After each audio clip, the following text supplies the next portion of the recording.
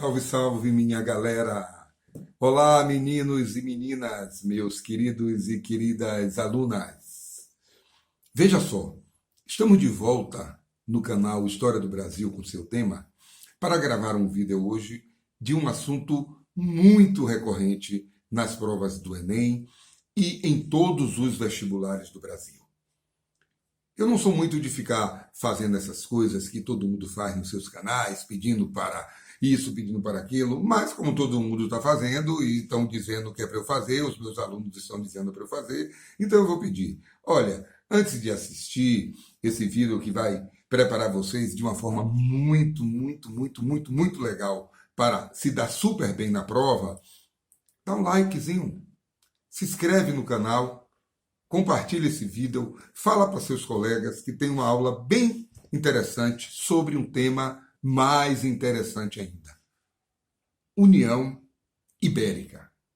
A União Ibérica é um período que se estende de 1580 a 1640. E por que este nome?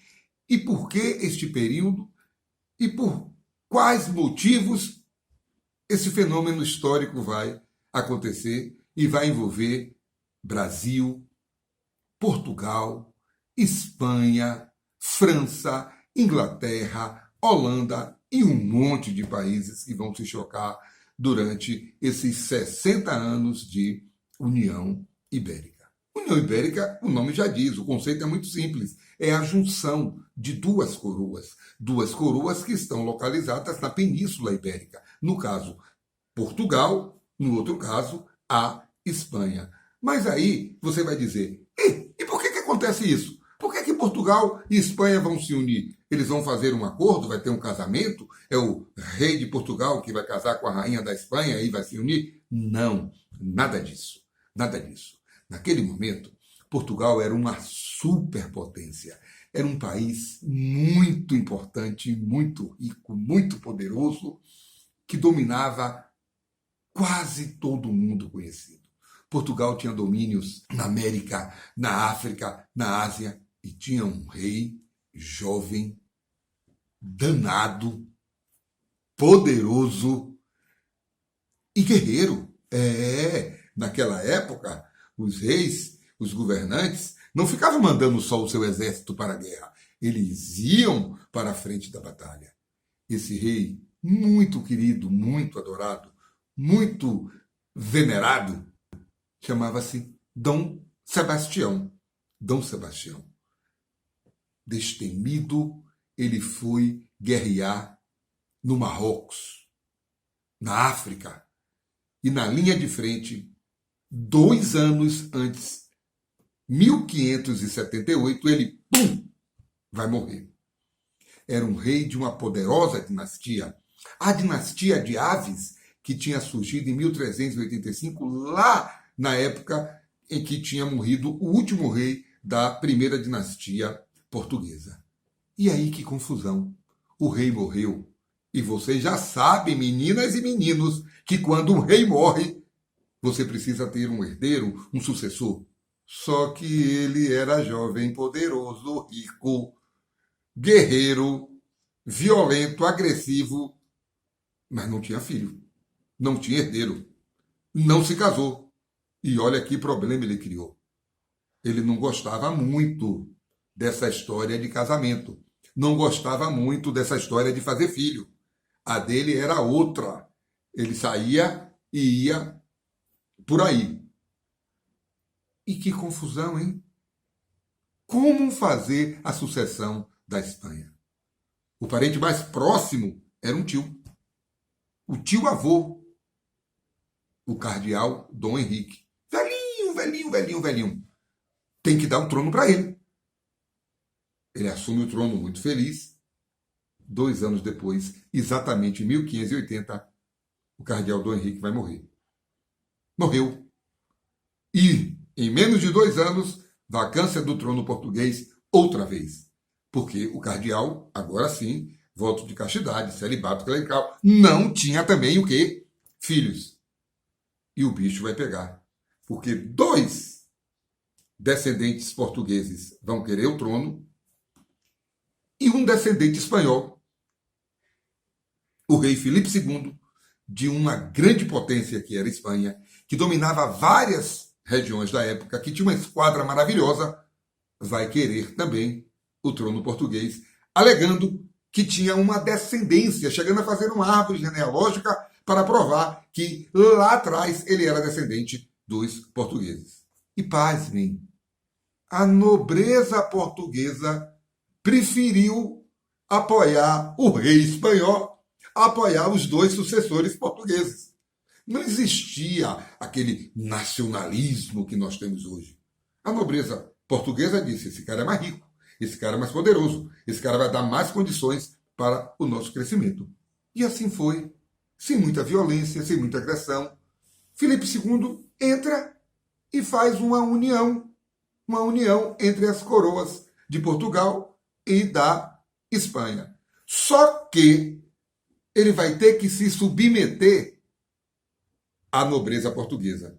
De que sentido? De que forma ele vai se submeter? Vai se submeter dizendo que não vai mexer na administração, na estrutura política, na estrutura de domínio, e que Portugal pode continuar administrando toda a sua área, que não era pequena, era imensa, sem nenhum problema. Nesse período de 60 anos, nós vamos ter Filipe II, Filipe III e Filipe IV. 3 reis vão governar Portugal, ou seja, 3 reis espanhóis. Mas falando dessa primeira parte, simplesmente para dizer que esta União Ibérica vai trazer algumas consequências super importantes para o Brasil. Por que, gente? Porque se o rei da Espanha domina Portugal, ele não domina só Portugal. Ele domina, minha galera linda, todo território português.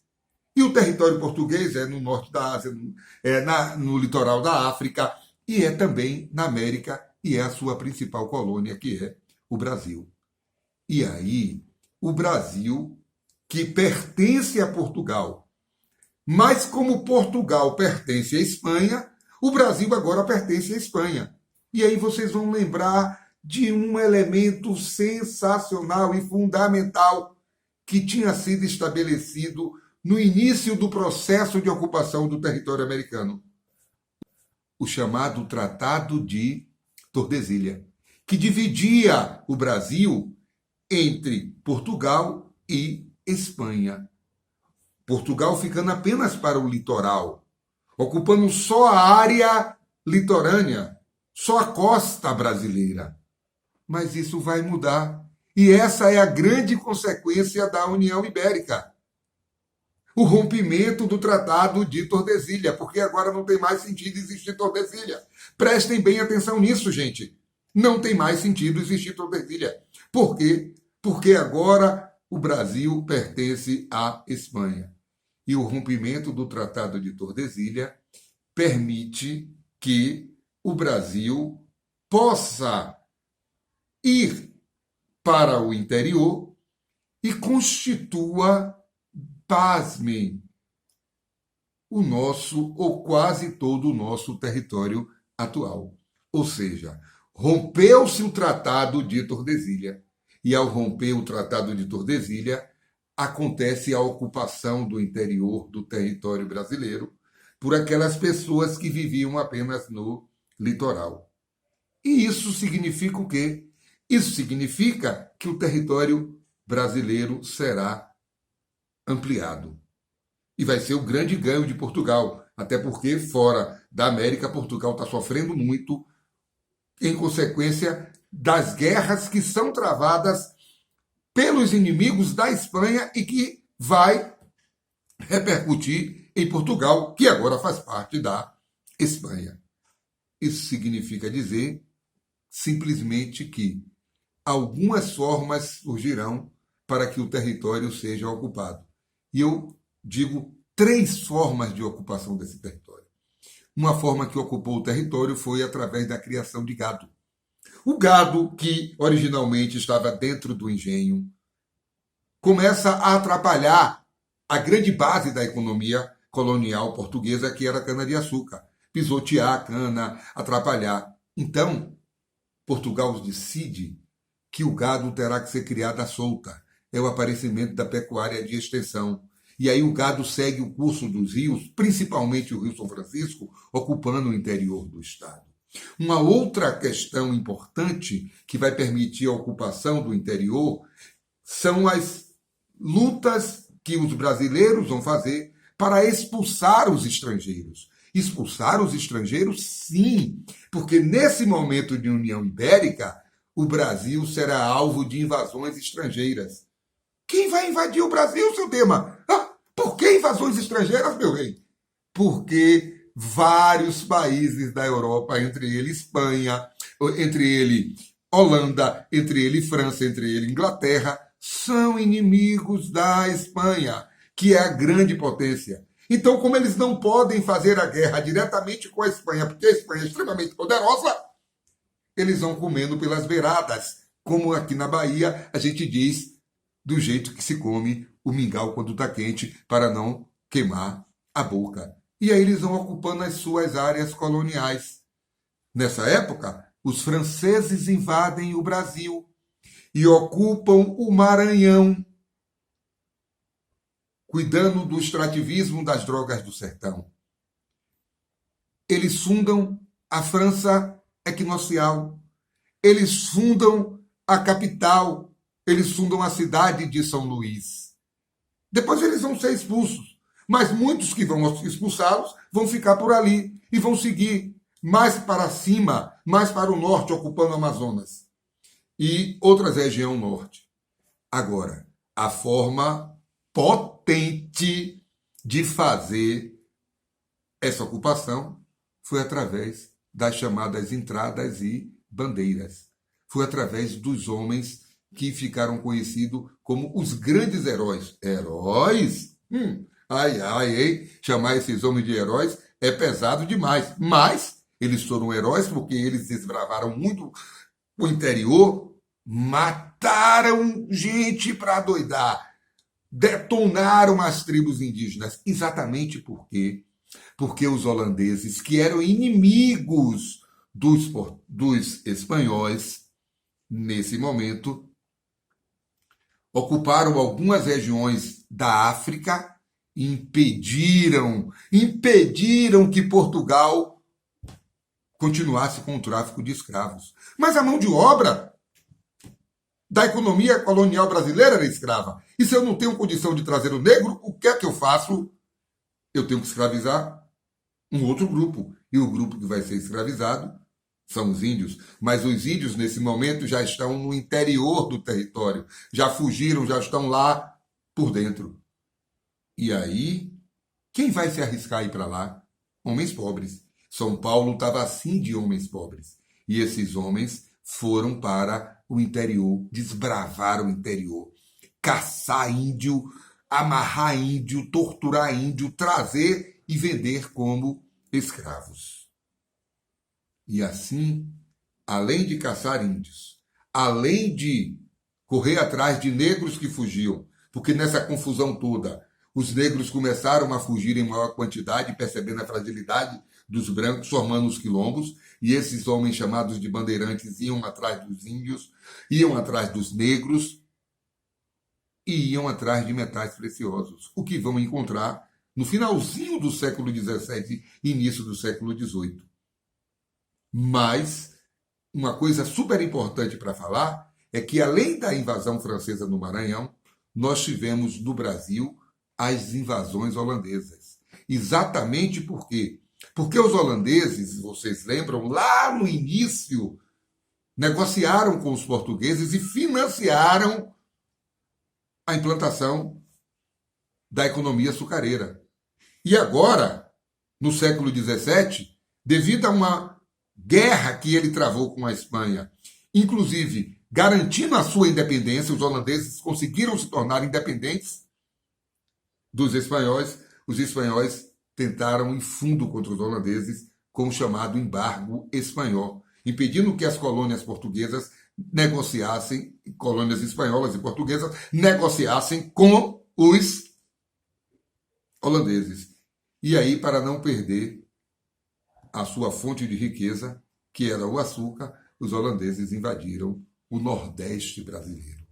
Em 1624, invadiram Salvador, ficaram aqui durante um ano. Apesar de terem dominado Salvador com apenas 24 horas, vencendo toda aquela fortaleza que era a cidade capital do Império Português na América, eles não conseguiram sair dos limites de Salvador, chegar até as regiões do interior onde se plantava a cana, e com a resistência dos fazendeiros e do bispo da Bahia, Dom Marcos Teixeira, que retirou o povo para a região do interior e do recôncavo e, através da guerra de guerrilha, conseguiu matar o comandante holandês no Forte Nossa Senhora do Monte Serrat, e eles foram embora.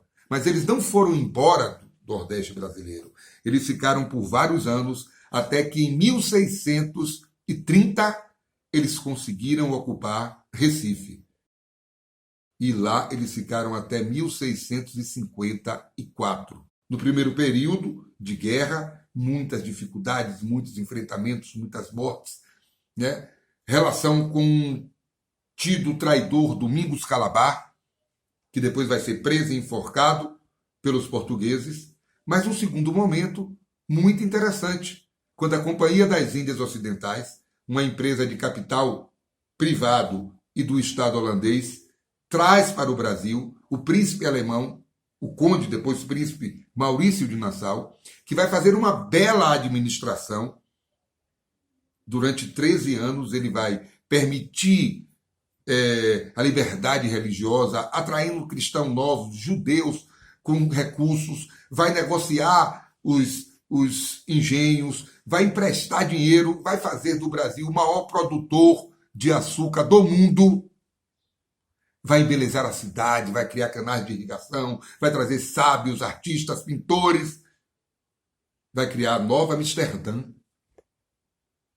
Só que os administradores, os donos da companhia, tiram Maurício de Nassau, colocam uma junta de governo, e essa junta de governo atrapalha tudo, e os brasileiros resolvem fazer um terceiro momento, que é a expulsão dos holandeses, em um movimento conhecido como Insurreição Pernambucana.